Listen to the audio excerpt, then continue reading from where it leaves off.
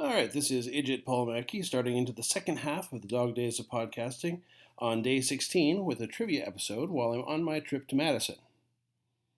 And yes, I'm going to be looking down the entire time because I pretty much have the scripted webcams up here. Text is all down here. We made it down here in decent time without incident. I'll give a shout out to Super Street Tacos in Black River Falls, Wisconsin, as they were excellent this time, just as they were last year when we first tried them. So, on to the trivia. First up, the answers to the question I asked at the end of yesterday's podcast. The category was, This is not light trivia. And even if that wasn't much of a clue, I think once you got a couple of them correct, you probably worked out the theme. Number 1, Boris the Bear was one of 2 launch titles for this comic publisher. The company was founded in Milwaukee, Oregon in 1986. And this, of course, is, well, I don't know if of course, but this is Dark Horse Comics. The second launch title being Dark Horse Presents. Not as much of a good clue in terms of not giving away the answers. Number 2. This horror anthology TV series pilot aired Halloween night, 1990, in Canada and premiered in the US in 1992. The stories were presented within a framing device of a group of storytellers calling themselves the Midnight Society. And this is a little past my watching time for this kind of series, and horror is a loose term, I suppose, but it is Are You Afraid of the Dark? Number 3. On Buffy the Vampire Slayer, Anya, geez, what kind of a fan am I? Anya was deathly afraid of bunnies. It's a pretty good bet she couldn't handle the movie featuring Frank the Bunny. Frank was all in the title character's mind, or was his sister's boyfriend, or was an apocalyptic prophet, or never existed at all, except within a temporary tangent universe. What movie was this? And the answer, Donnie Darko. Number 4. In this film, Liam Neeson plays Dr. Peyton Westlake, who developed a synthetic skin for victims of acid burns, conveniently enough, just prior to having his own face burned off with acid. After being left for dead and recovering, he embarks on a mission of vengeance, aided by his synthetic skin that unfortunately falls apart if exposed to light for more than 99 minutes. This movie was called Darkman. Number 5. In this soap opera, vampires, werewolves, and other supernatural creatures were regular characters. It was a daytime soap between 1966 and 1971, a 12-episode primetime soap in 1991, and a comedic film in 2012. This answer is Dark Shadows. And finally, number 6. This 1998 film features an amnesiac murder suspect working to clear his name when he discovers his city is under the control of extraterrestrials known as the Strangers, who reset and rearrange the sleeping town each night at midnight.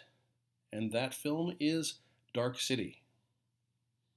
Now, we'll slide into the new questions, hoping that you did well with that first try.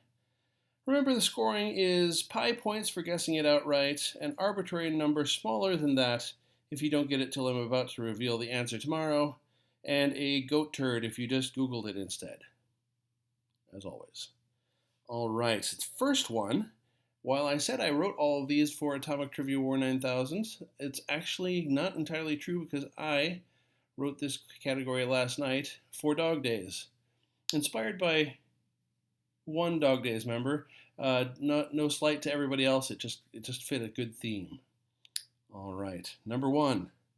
I Saw the Crescent. What British-Irish folk rock band has featured over 70 performing members since their formation in 1983 and is partly known for their 1985 single, The Whole of the Moon? Number 2. What Scottish band spent 15 weeks at number 1 on the British charts with their cover of Love Is All Around after it featured in the film Four Weddings and a Funeral? Number 3. What legendary blues guitarist was first recorded by Alan Lomax for the Library of Congress in Mississippi in 1941, when Lomax was seeking to record Robert Johnson before learning that Johnson had been dead for 3 years? Number 4. What 1974 Doobie Brothers single, a B-side of Another Park, Another Sunday, peaked at number 32 on the Billboard Hot 100? Question 5. What Canadian band formed in St. John's, Newfoundland in the early 90s recorded the song Oh Yeah for their 2008 album Fortune's Favor, which was used as the theme song for the television series Republic of Doyle?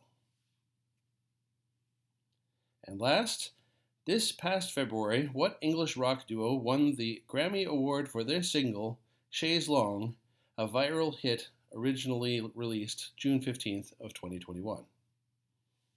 And I'll give you a second category called, Come to Think of It, My iMac Looks Kinda Shifty. I'll give you the plot and you name the movie. Start with the easiest ones and work to the harder ones. Number 1. John and his mom Sarah must convince Miles Dyson to destroy his computer research and designs. Number 2. Kevin Flynn must stop a corporate computer from exercising ultimate control over all its programs and video games. Number 3. David Lightman must teach a computer not to start World War III. Very important. Number 4. Dr. David Bowman and Dr. Frank Poole try to outwit and disable their spaceship's rogue computer. Number 5. Miles Harding must woo his neighbor before Edgar his PC can, and before Edgar commits suicide. And number 6. Dr. Charles A. Forbin must attempt to neutralize a computer entity formed by a combination of the American and Soviet nuclear control computers. So, go out, figure out those answers. Happy hunting!